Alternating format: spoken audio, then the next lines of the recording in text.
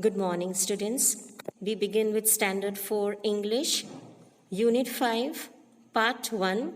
The name of your lesson is Helen Keller. So let's start reading. It was the summer of 1880. A healthy baby girl was born in a small town in Alabama. Her parents loved her dearly and named her Helen Keller.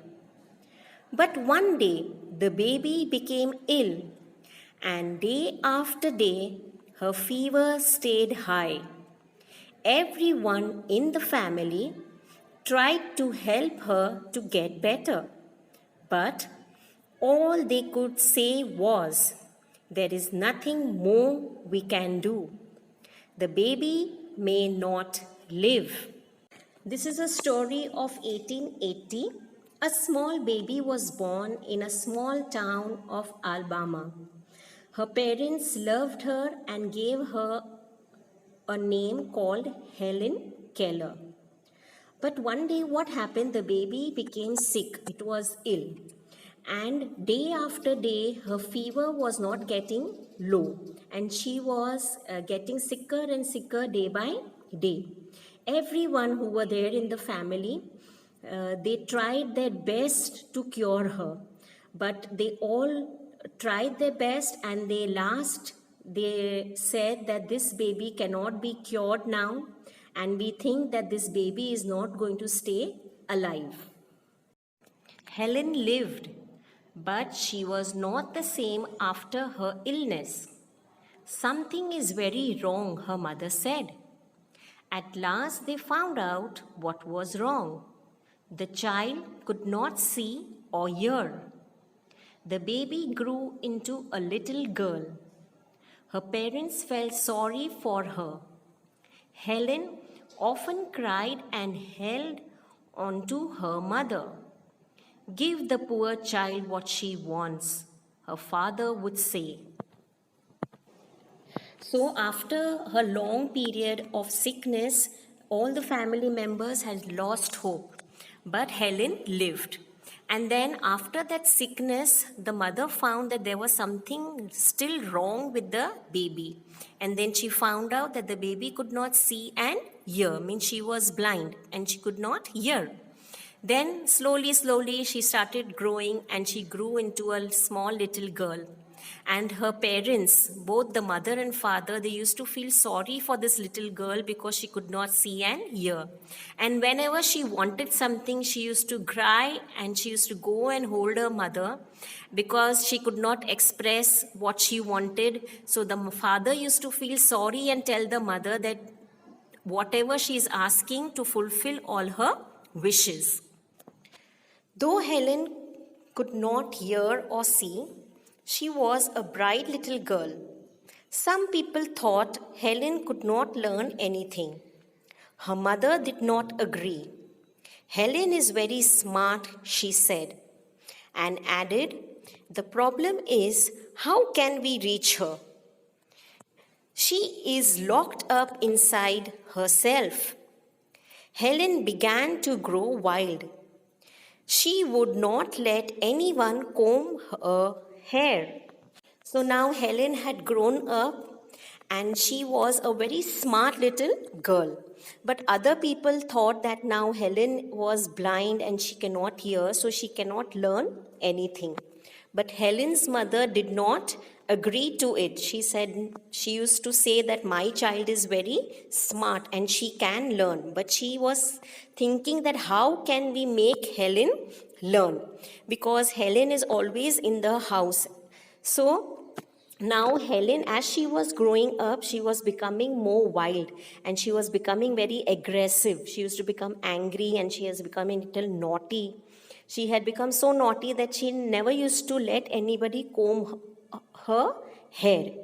So because of all this aggressiveness and all that, her mother used to feel that how can we make Helen learn something? Because she is smart, she will be able to learn whatever we have to teach. But it would be a different way to teach her. Her clothes were always dirty. She was often angry. Sometimes she even lay on the floor and kicked her feet. Her parents thought that they should find a teacher for her. Miss Sullivan, a young teacher, agreed to help Helen to learn to see the world. Miss Sullivan gave her a doll.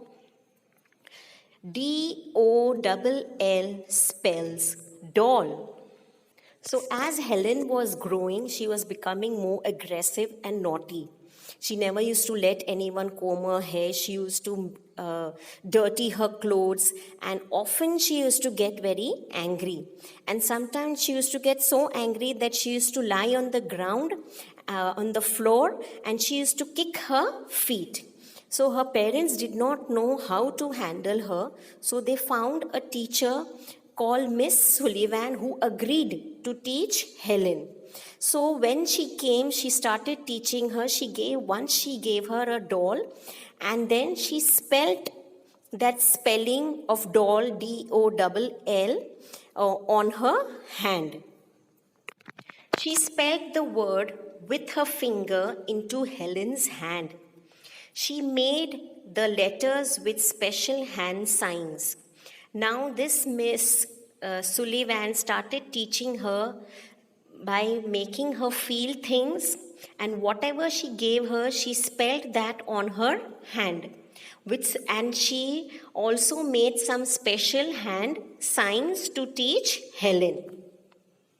Helen copied her teacher and spelled DOLL too, but she did not understand what she was doing.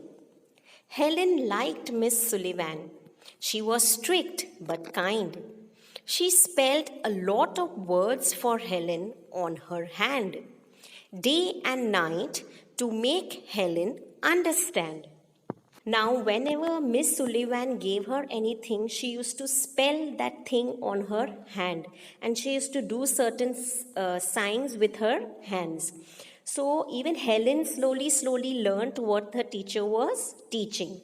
She started liking Miss Sullivan, but though she was strict, but she was a very kind lady, and she taught Helen very kindly. And slowly, Helen started learning many words which Miss Sullivan was teaching her throughout the day and night to make her understand clearly what she was feeling. One day, her teacher made Helen put her hand into running water. Then she spelled WATER. Suddenly, Helen understood that water meant something wet running over her hand. Now, one day, the teacher took her to the garden area, and over there must be some fountain and running water. She made Helen feel that water. And when Helen felt that water, the miss spelled this word on her hand. So Helen was a very smart girl. She understood by the feeling that anything that is wet and running like this, it is called water. And the spelling also she learned that it was WATER. She understood that words were the most important things in the world. Words would tell her everything she wanted to know. So then slowly, as Helen was very smart, she started learning all different words, and she understood by knowing these words only she can know the world around her. And she started learning more and more words under the guidance of Miss Sullivan. So I hope, children, you have understood this lesson. This lesson is about mostly those blind people who cannot see and hear, then how they are taught through sign language.